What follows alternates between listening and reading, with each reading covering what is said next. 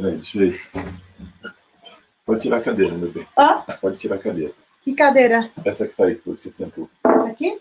Pode pular. Você vai sentar onde? Essa aqui não tá dando para sentar nessa. Você vai sentar nessa aqui? Vamos ver se meu braço dá imagem. Dá para ouvir a nossa voz? Muito bem. Ah, tá ótimo. E aí, professora? Para você também. Como é que tá a vida pernambucana? Aquela luta, não é? É. Contra um vírus e contra um verme. Muito bom, né? Essa foi nojenta, hein, professor? Essa foi nojenta. Foi muito bom. Eu não sei o que é pior, né? Rapaz, que grave essa... Nossa, isso é citação de doutorado. Eu fico tão feliz porque a gente se entende. Vocês sabem do que eu estou falando. Isso é citação de doutorado.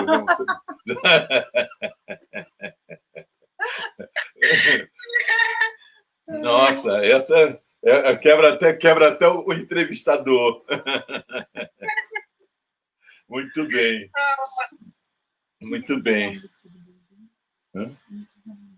Enquanto o povo não chega. Então, a Elis está pedindo como é que você vai fazer isso? O que eu tenho que fazer? Você que tem que fazer. Ela fica me arrumando as encrencas assim, aqui. Bem-vindos. Olha a surpresa do momento, que a gente já ensaiou, né, várias vezes, uma semana, essa peça aqui, essa cena. Então, bem-vindos todos e todas, bem-vinda professora auxiliadora, muito obrigada por aceitar nosso convite, bem-vindo a todos os convidados que estão agora aqui na nossa casa, no Festival Solano Trindade, e a gente vai receber a professora com a música. Vou cantar uma música em homenagem às mulheres negras. É uma música composta por mim e com letra de Solano Trindade, meu avô. Ela é negra, de graça esplêndida em seu colorido. Seus olhos magnéticos em seu puro sentido. Sua voz é um mundo tocado à madrugada. Seu corpo, ó grande esculturada, seios estéticos em formas provocantes. Sua alma, ó céus, como expressar-me? É grande como o Nilo, é quente como o sol, é boa como é o amor. É grande como o Nilo, é quente como o sol, é boa como é o amor. Quando ela passa, ó artes, eu me inspiro, pois seu hálito é bom, é muito bom e prazenteiro. Seu andar, caramba, é um bailado. Seus pés e suas mãos combinam com a cabeça, com as estrofes que formam esse poema. Ela é negra, ela é negra, ela é negra, ela é negra, ela é negra, ela é negra, ela é negra. Ela é Lélia Gonzalez, ela é Luísa Marim, ela é Raquel Trindade, ela é muitas mulheres brasileiras. Viva a mulherada brasileira, professora!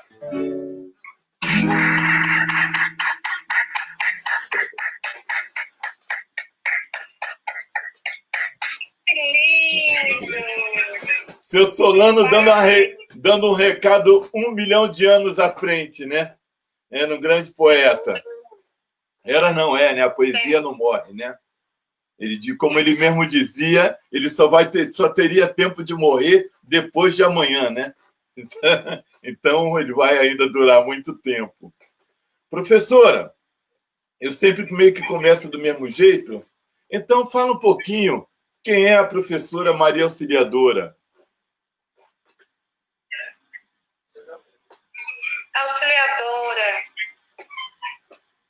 Auxiliadora é uma mulher negra com 61 anos e trabalhou por 33 anos como professora na prefeitura da cidade do Recife. Em 2012, consegui a aposentadoria, fiquei um mês em casa e logo fiz um concurso público e faz 8 anos que sou professora na Universidade Federal de Pernambuco. Passei em primeiro lugar nesse concurso. O que parecia impossível, considerando que sou filha de uma mulher analfabeta e trabalhava lavando roupas e limpando um colégio, que é o Colégio João Barbalho, no 13 de maio, aqui em Recife. 13 de maio é um bairro, professora?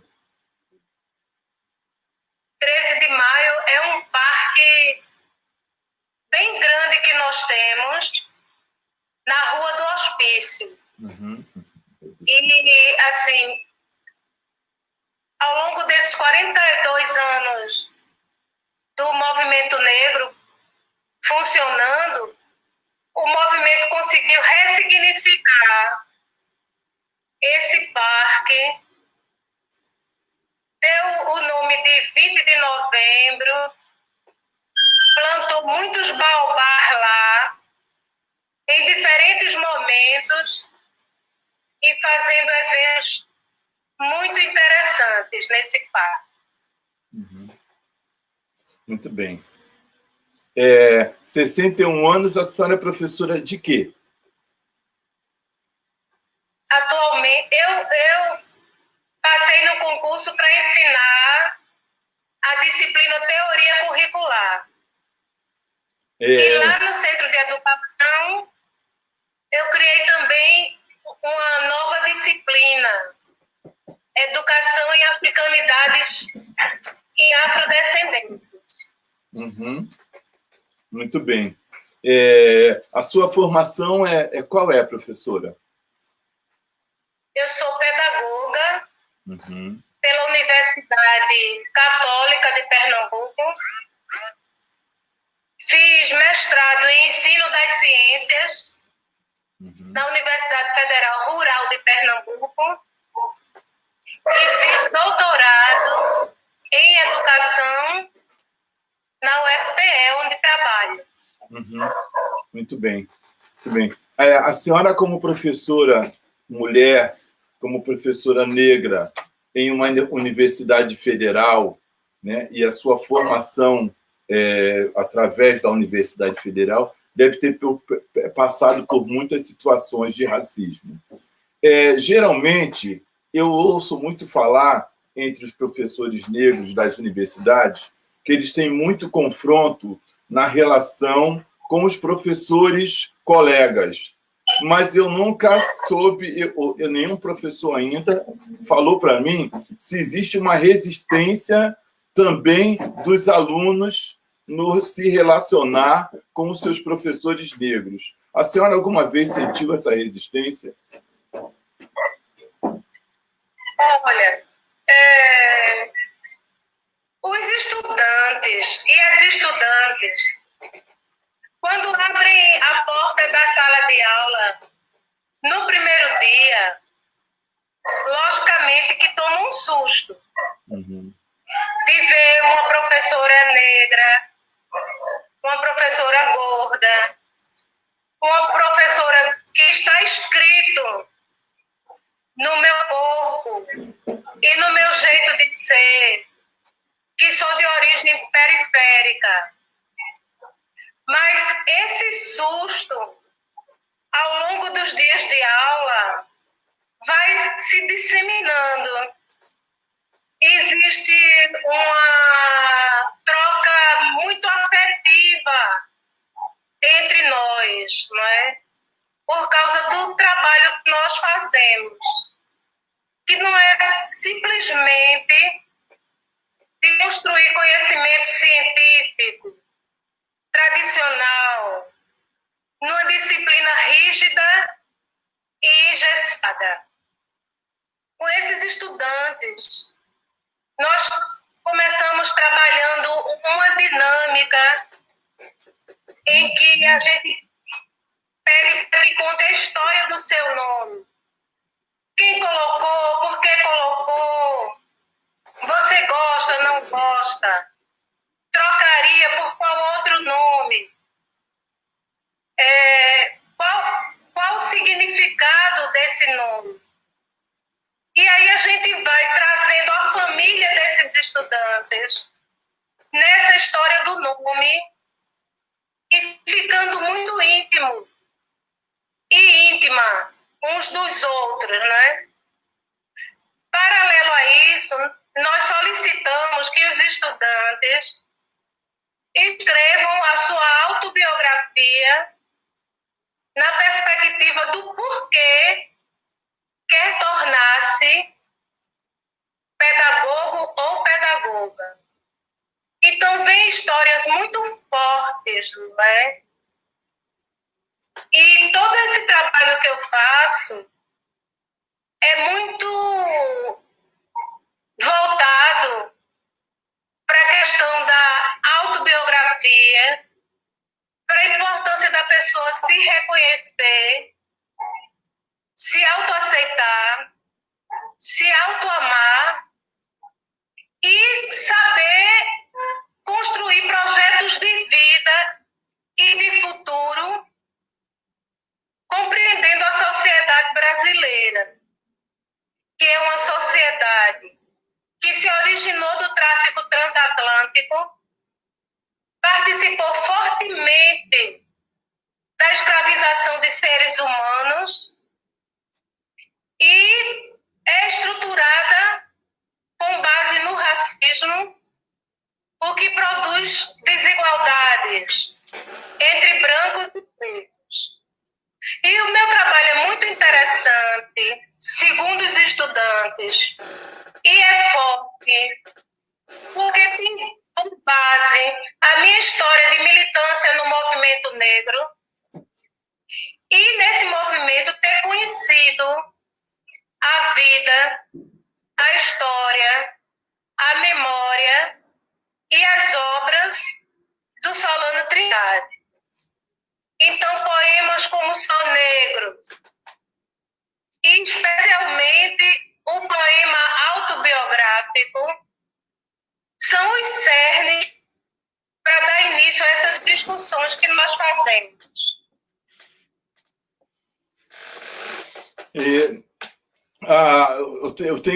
Eu percebo bastante que o trabalho seu ele é um trabalho desmistificador, né? Em primeiro lugar, né? Ele deixa o aluno vendo um momento.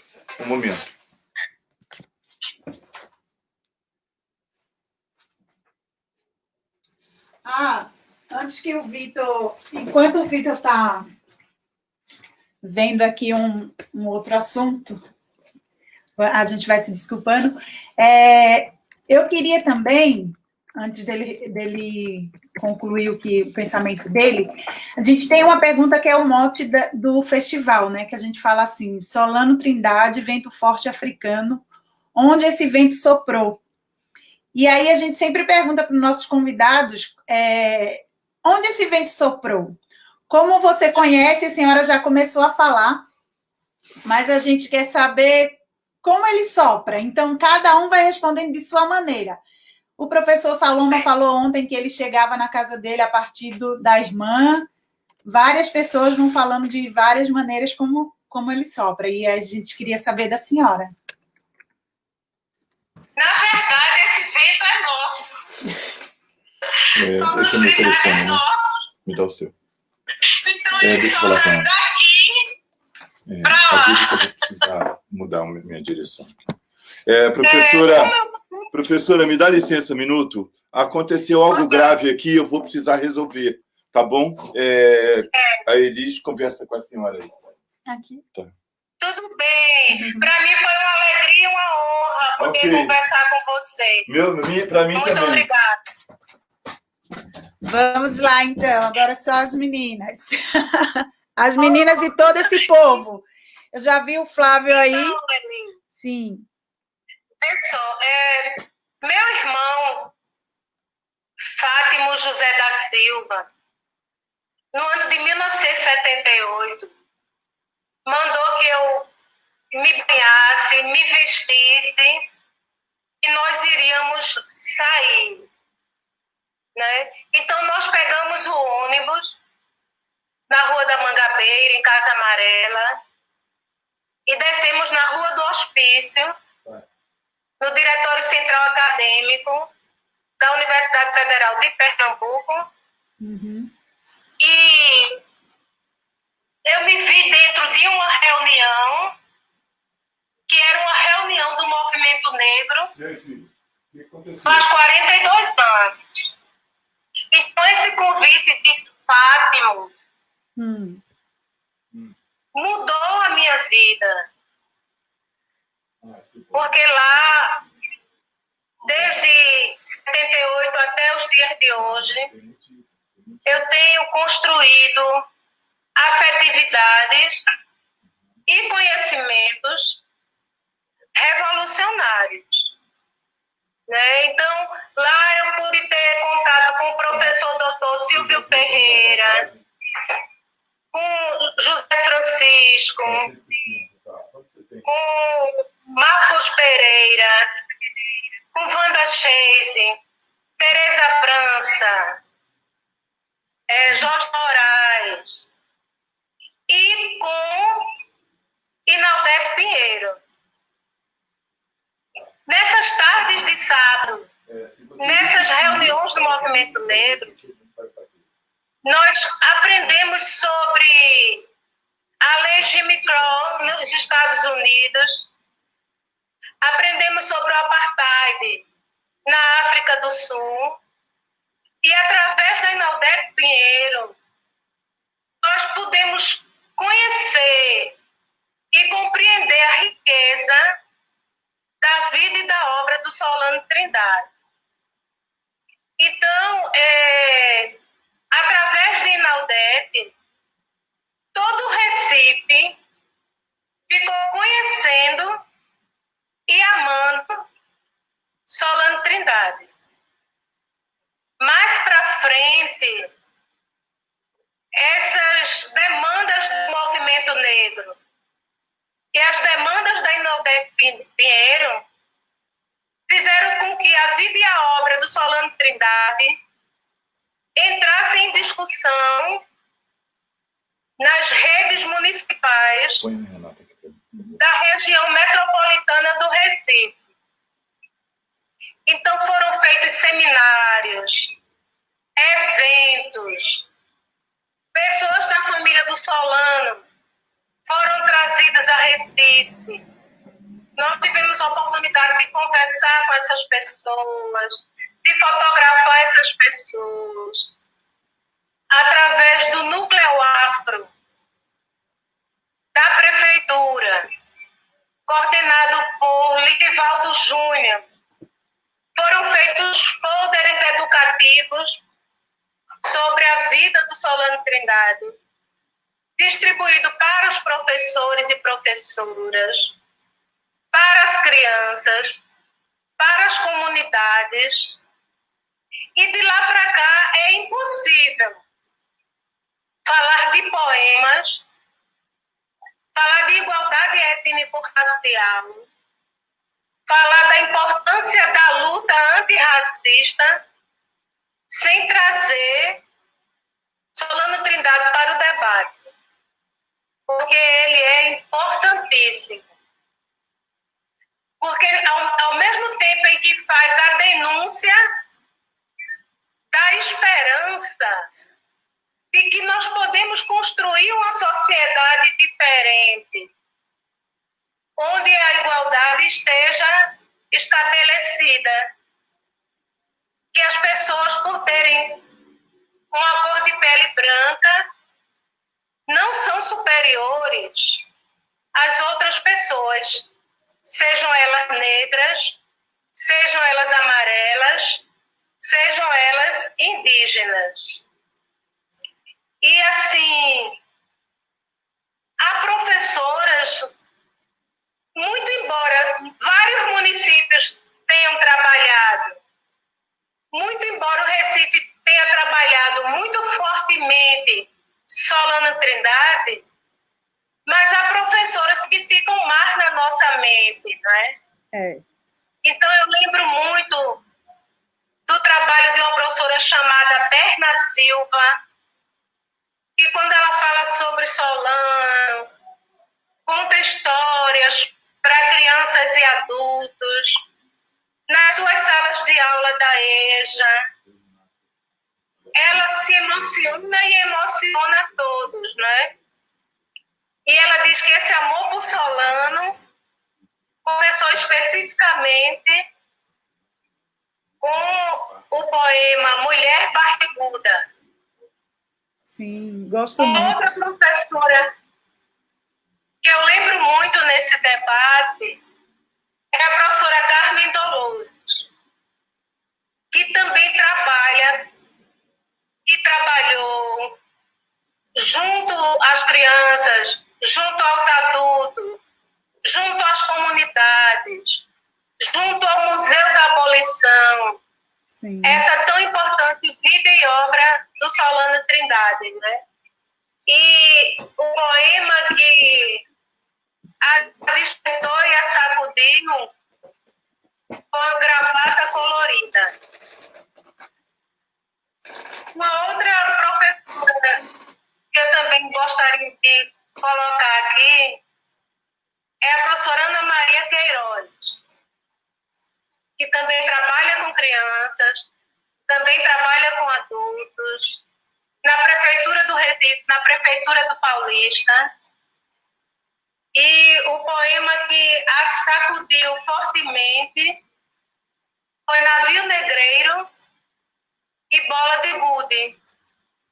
Então, essas pessoas foram sacudidas por um poema específico, se apaixonaram, perceberam a importância e a força desses escritos e não conseguem mais se afastar desse tão importante produtor de conhecimento, produtor de beleza, produtor de amor e produtor de esperança, que é o Solano Trindade. Muito bom. Tem um poema dele que é muito pesado, assim. Eu geralmente eu nem leio ele, não sei, eu não sei, o Céu é Mesmo um Buraco. Ele é muito pesado, só que quando eu escuto O Céu é Mesmo um Buraco, que eu vou lembrar algumas coisas e vou falar sobre ele. Aí escuto Bolinha de Gude e Mulher Barriguda. Esses poemas, eles estão conversando.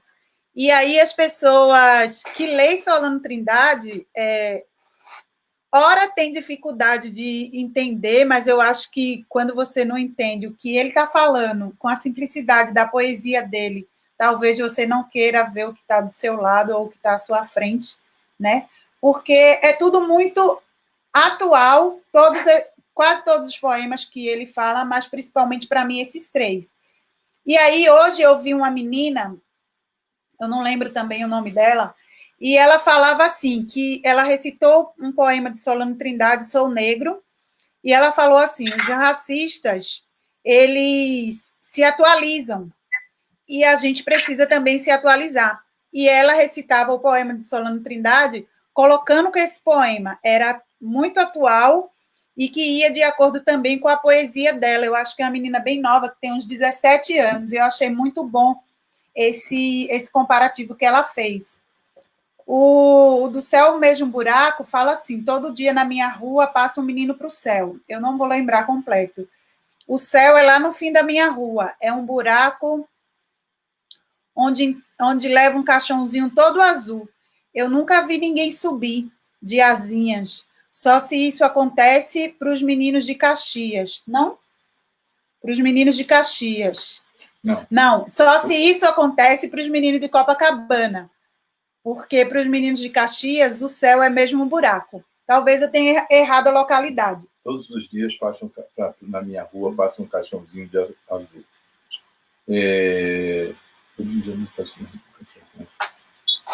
O livro está lá na mesa, pega lá para a gente. E aí, também essa relação que a gente cresce sem se relacionar com a morte e sem entender que também a morte vai ser essa passagem.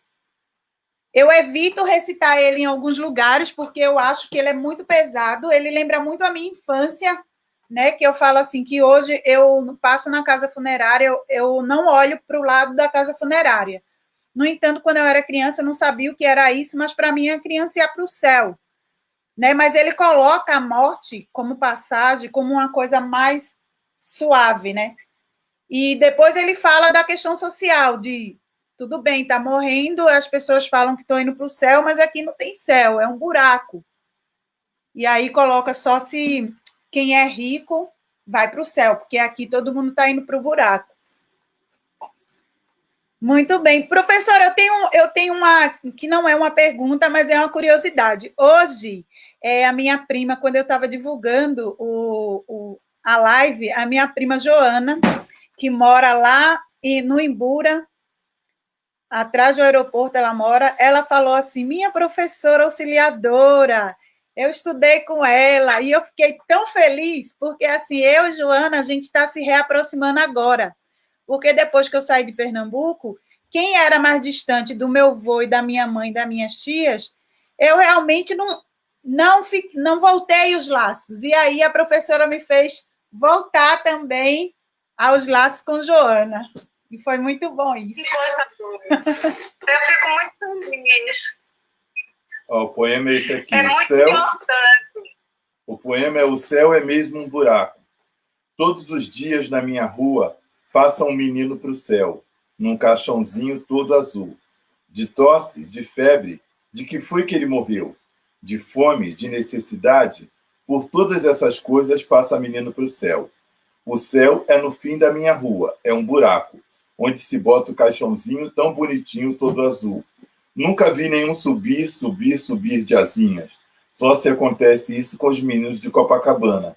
Mas para os meninos de Caxias, o céu é mesmo um buraco. Um poema extremamente comunista, né? Um poema que fala da comunidade, né? Vê, como é que eu penso, né? Para esconder o racismo e graça na sociedade brasileira, criaram duas ideologias, que foi a ideologia da democracia racial e a ideologia de que nós somos um povo pacato, cordial e gentil. Mas quando você vai para as estatísticas, você vê que 70% dos jovens de 15 a 29 anos que estão sendo mortos são os jovens negros. Tem uma pesquisa de um assistente social chamada Sony Santos, aqui em Recife, que diz que nas maternidades do Recife morrem mais mulheres negras do que mulheres brancas. Em todas as dimensões da vida humana, sejam elas políticas, econômicas, educativas, perspectivas sociais, o povo negro está numa situação de desvantagem e de violência. E enquanto nós não discutirmos essas questões seriamente, com vistas às mudanças e à existência de políticas públicas que resolvam essas questões, nós vamos continuar em situações de desigualdade. Então, eu considero que Solano Trindade, a sua vida e os seus poemas estão mais atuais do que nunca. E a gente deve falar sobre essas problemáticas, escrever sobre essas problemáticas, desenhar e gritar para o mundo que elas existem. Nós temos que envergonhar os racistas e as racistas. Senão elas não vão se reeducar e deixar de ser racista.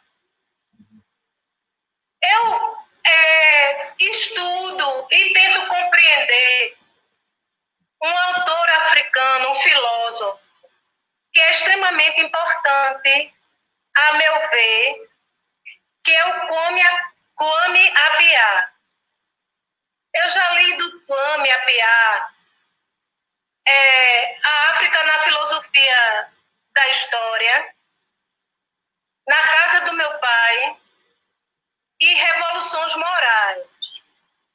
Nesse livro, Revoluções Morais, ele faz uma análise de práticas iníquas que a sociedade praticou, como o duelo na Inglaterra, a amarração dos pés na China. Veja, o duelo durou 300 anos. A amarração dos pés na China, 1000 anos. E a escravização dos povos negros, 400 anos. E ele defende que essas práticas iníquas só pararam de acontecer quando essas sociedades e os opressores e opressoras começaram a ser envergonhados na televisão, no jornal, nas revistas, em todos os locais possíveis e imagináveis. Nós temos que dizer: abaixo o racismo, o reconhecimento e reparação das iniquidades causadas pela escravidão. Então, todos nós, não apenas negros e negras, mas também os brancos, que foram responsáveis por isso, que criaram o conceito de raça e que praticam o racismo, precisam reconhecer, se reformular e mudar, porque essas práticas fazem infelizes as pessoas. Essas práticas terminam em guerras e assassinato de pessoas. Nós temos filhos, temos netos, temos amigos, temos um país, temos um mundo, temos a natureza. E devemos querer e viver para o bem de tudo isso que nos foi dado. É um pouco dessa forma que eu penso. Tem um momento na casa do meu pai, que é o funeral do pai do Kwame, né? Que ele fala do funeral do pai dele. E quando eu li, eu escrevi também sobre o funeral de minha mãe, que foi muito parecido com o pensamento, né, ideológico de funeral, né? Onde o funeral ele festeja a vida do morto, né? Onde o morto ele é homenageado muito mais do que chorado no dia de sua morte, né? Qualquer hora eu mando o texto para a senhora que eu escrevi. né? Um texto curtinho de uma página e meia, uma página, sei lá, uma página ou 2 páginas. Mas ele conta o funeral da minha mãe, que foi um grande evento aqui na nossa cidade, né? Foi um momento muito importante para a nossa cidade e isso foi muito contundente na questão da discussão racial na nossa cidade, né? Porque nenhum político, nenhum professor, nenhum personagem importante da cidade teve um funeral do tamanho da importância do funeral da minha mãe, onde a cidade baixou meia porta, onde a polícia mandou o carro de bombeiro para que o caixão fosse levado e o povo se recusou a receber o carro de bombeiro. Ele foi seguindo, mas o caixão foi levado pelas mãos da população. O maracatu que se seguiu atrás durante todo o trajeto que foi feito a pé pelo centro da cidade, né? Então, ainda hoje, né, já se passaram 3 anos. Outro dia eu fui lavar meu carro, porque eu sou preguiçoso para fazer essas coisas dessas. Aí levei o carro na loja, no lavador, e ele falava muito assim sobre o enterro, sobre as crianças da creche que fizeram uma música, né? Quando ela passou na frente da creche, as crianças cantando uma música em homenagem a ela, né?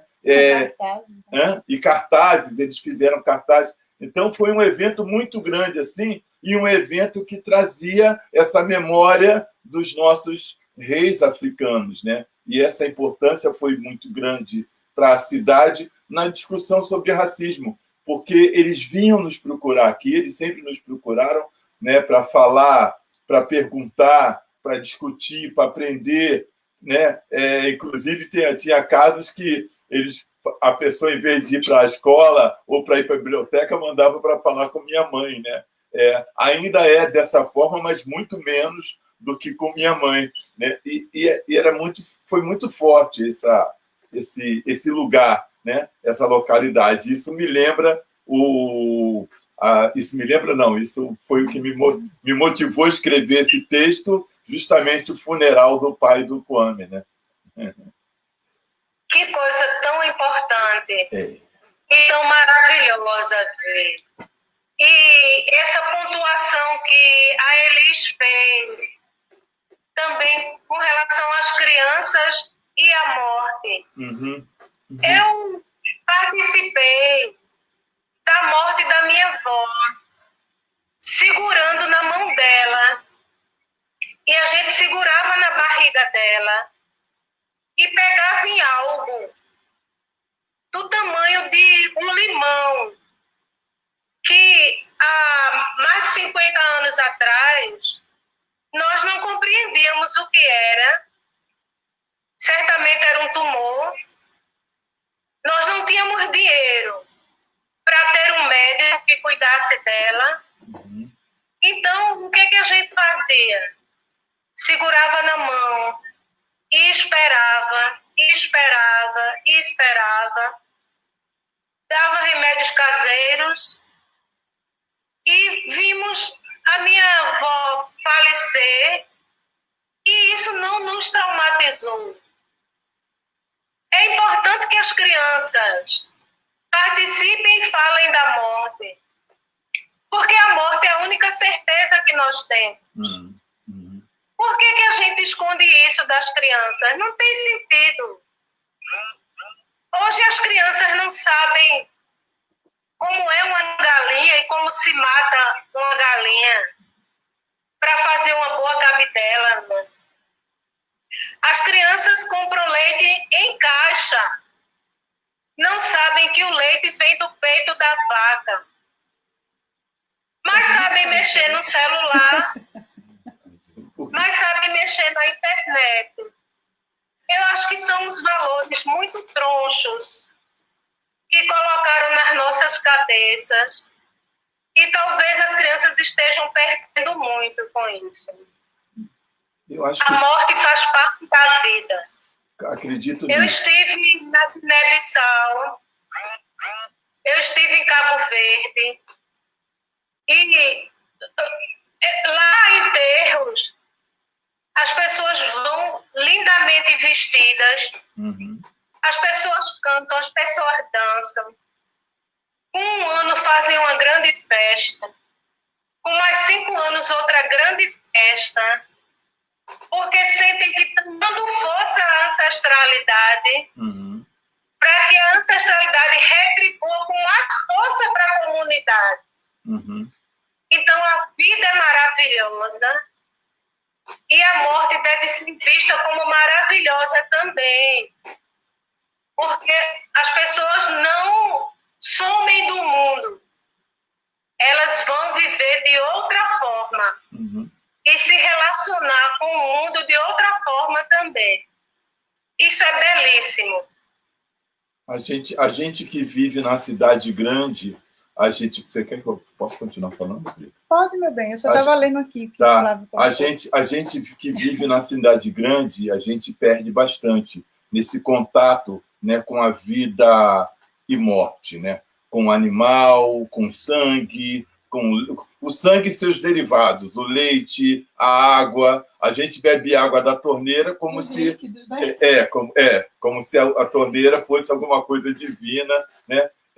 Exceto, professora, as crianças que vivem as religiões afrodescendentes, né? Eu tenho como referência o meu Ilê, eles têm muito contato com o leite, com a morte da vaca, a morte da galinha, a morte dos vários animais, a morte das pessoas, né? Eles acompanham isso, eles vão ao enterro, eles vão aos axexês, né? Que são essas comemorações que a senhora estava se referindo, né? Que são comemoração agora mesmo. Essa semana passada, nós fomos no axexê, o segundo axexê da minha mãe, o terceiro vai ser na casa do Oxalá, né, no ano do Oxalá, nas águas do Oxalá, no começo do ano, e também foi o axexê do meu babalorixá, né, e todas as crianças estavam lá participando, comendo a comida servida depois, participando da reza ritual, que é uma reza de elevamento desse ancestral, né? E agora eles estão esperando a grande festa, que é o acontecimento que vai ser o axexê de um ano, né? Que é o axexê principal, né? Que é a festa principal. E eu acho que a criança da cidade, ela trocou essas possibilidades pela falta de tempo dos pais, né? De não terem tempo de levar as crianças para visitar os avós. Os pais não visitam os avós. Os pais chegam e falam assim, viemos deixar o nosso filho com você e vai embora, né? Então, eles não fazem ponte, né? Eles não fazem a ponte necessária de diálogo entre a família, aquela roda que tinha nas nossas casas quando éramos menores, né? Quando a gente tinha a família toda na mesa e o avô falava com o neto, que a mãe falava e reclamava que o avô estava mimando o neto, e o neto falava, pô, mãe, me deixa aí, mas aí começava uma briga, sabe? Então não tem essa transcendência entre as herdades, né? A pessoa mais velha acaba não sendo mais referência para o neto, né? Eu não sei aí em Pernambuco como eu gostaria até que a senhora falasse sobre isso, mas aqui as pessoas perderam esse contato com o antepassado, perderam o contato com a história da família, né? Olha, do ponto de vista geral, essa perda de contato aconteceu e acontece. Mas quando você se volta para os quilombos e para os terreiros, você vê todas essas coisas acontecendo de uma forma muito bonita e muito centrada na tradição. Eu tenho oportunidade, né? A alegria e a honra de poder circular pelo Quilombo do Portão do Gelo, que acabou de fazer 90 anos. É Xambá? É Xambá. Amamos esse povo. Amamos muito esse povo. Esse Quilombo do Portão do Gelo acabou de fazer 90 anos no dia 7 de julho. Está o mês inteiro fazendo lives e educando e reeducando a população acerca da importância daquele lugar e da sua história, não é? Que é remanescente do Quebra de Xangô, uma ação de governo de Alagoas, que em 1912 mandou destruir todos os terreiros. Então, o Babalorixá Arthur Rosendo veio embora para Pernambuco e naquela localidade fundou o terreiro de Xambá e o Quilombo do Portão do Gelo, né? Então, ali nós vemos as crianças sendo educadas na ancestralidade e participando de todas essas práticas que você colocou. E as crianças também aprendem sobre identidade, sobre ancestralidade, sobre a sua religiosidade e aprendem de uma forma lúdica. Aprendem a cantar, aprendem a dançar, aprendem a tocar divinamente. Crianças com 2, 3, 4, 5 anos já são grandes artistas, né? E o grande líder desse quilombo é o Babalorixá Ivo de Xambá, e quem cuida da educação dessas crianças é o Centro Cultural Bongá, que tem como líder Quitinho da Xambá. Então, e naquele lugar é como a gente se sentindo numa pequena África, não é? A gente volta para casa iluminado e iluminada e repleto de amor e de conhecimentos sobre o nosso povo. É muito bom. A filial é aqui em casa, viu? A filial, um dos dois lados, ou aqui em casa é a filial da Xambá, ou a Xambá a filial daqui de casa. Pode ser os dois. Que coisa boa. Eu que acho, coisa boa. é um diálogo maravilhoso. O Guitinho teve aqui, nós tivemos na Xambá, né?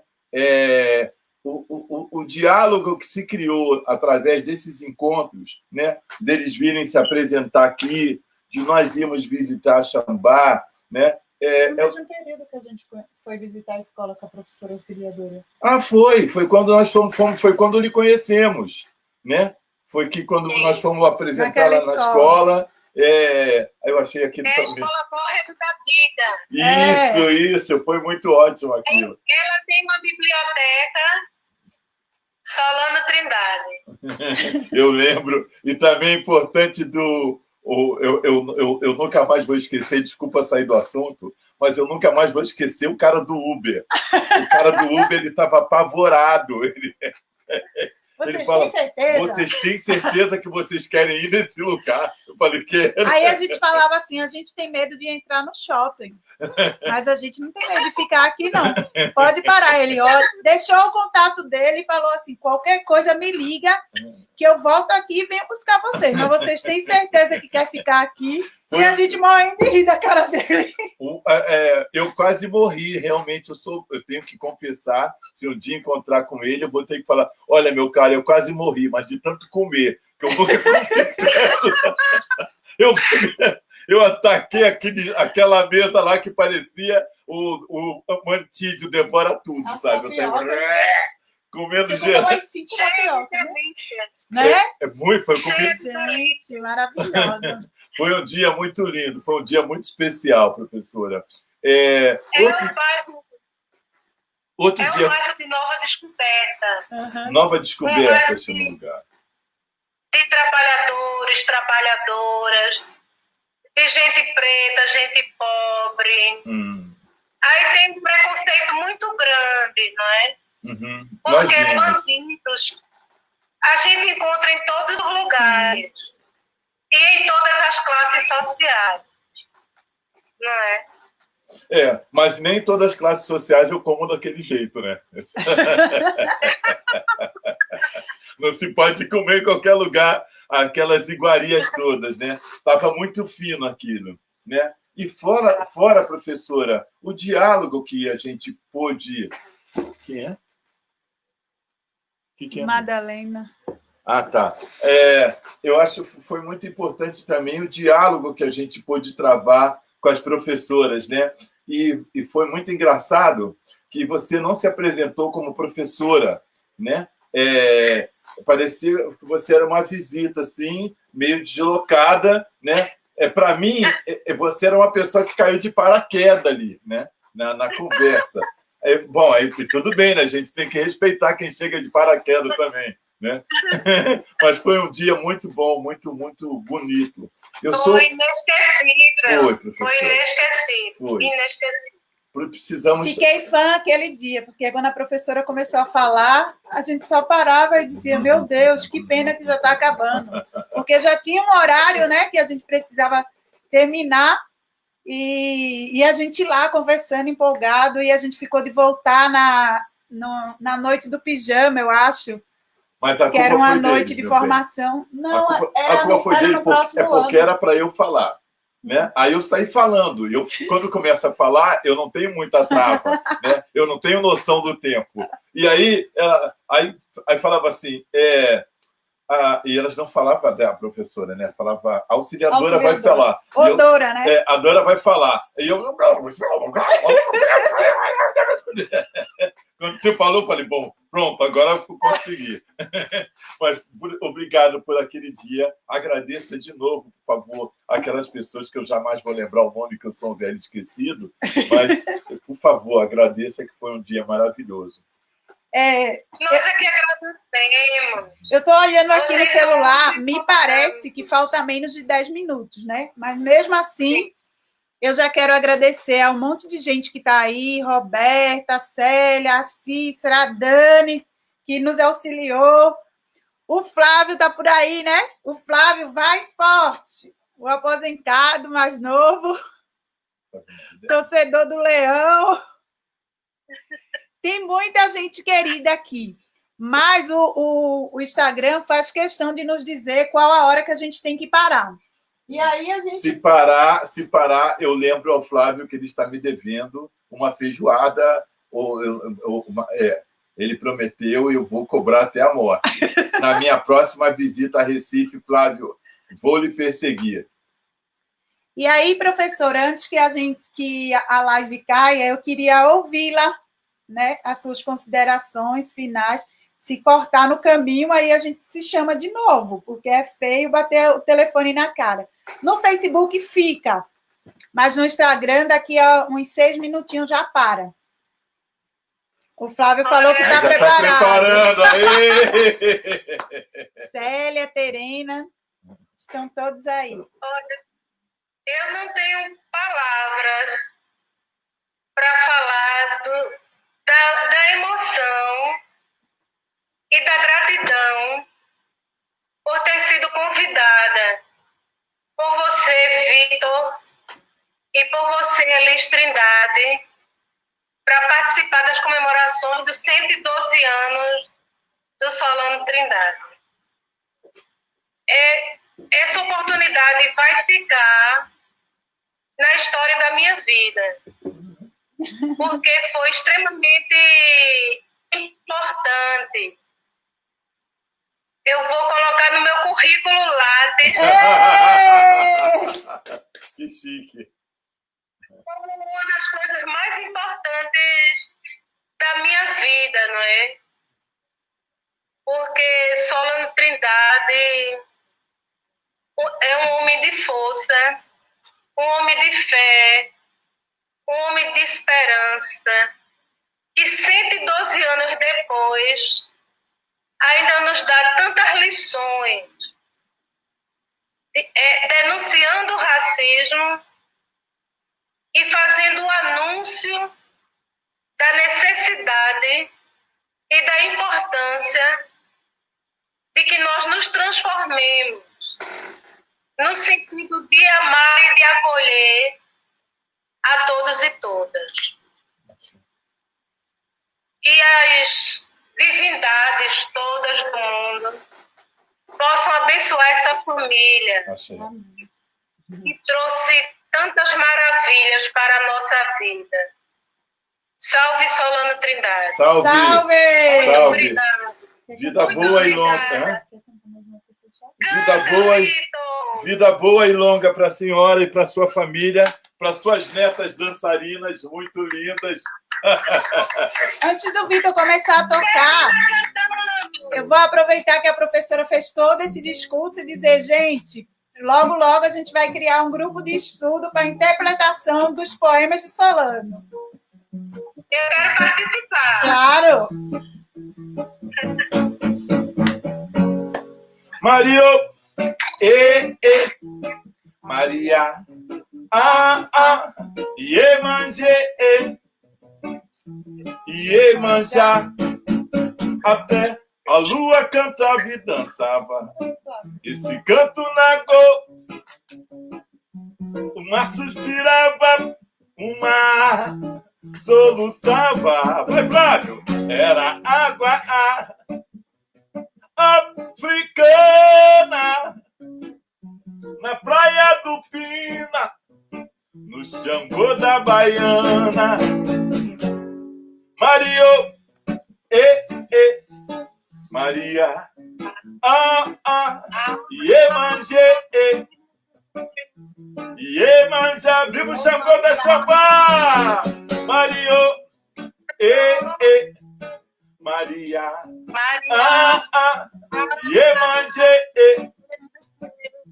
Iemanjá, até a lua cantava e dançava esse canto nagô. O mar suspirava, o mar soluçava, era água africana na praia do Pina, no Xangô da Baiana. Na praia do Pina, no Xangô da Baiana. Na praia do Pina, no Xangô da Baiana. Salve todos os maracatus, salve todas as casas de Xangô. Obrigada, Daniela Black. Obrigado a todos os participantes do TPST. Obrigado, Mulungus e Malungos. Axé Odara.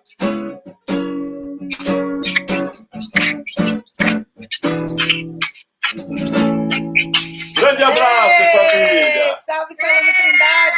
Salve, salve. Obrigada. Obrigado você, professora.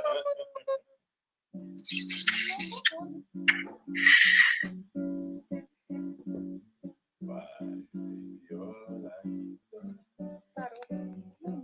Vai você. Quando amanhecer,